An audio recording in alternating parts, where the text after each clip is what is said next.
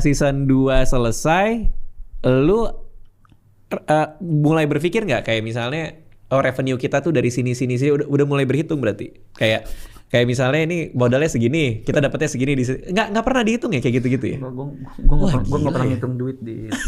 Gue nggak pernah tahu. Lu nggak tahu pendapatan maraton season 2 lu nggak tahu? Cynthia sama Ajot sama ngurus finance-nya. Pantesan dia mau melihara gajah, dia tahu. Dia tahu angkanya.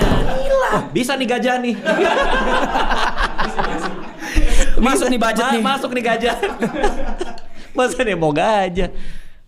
Kenapa lu sama sekali nggak mau tahu angka? Maksud gue bukankah itu bukan soal lu nggak, maksud gue bukan soal kayak berapa duitnya ya, tapi lebih kayak lu jadi punya satu patokan untuk berstrategi kan kalau lu tahu angkanya kan. Kalau argumen gue itu, kenapa lu nggak mau ngelihat berapa uang yang lo dapet? Lebih kenapa tuh? There's no point aja buat lu ya? Gue nggak enjoy ngeliat duitnya. Gue nggak enjoy ngeliat duit. Nggak enjoy. Walaupun gue butuh duit ya. Maksudnya enjoy gue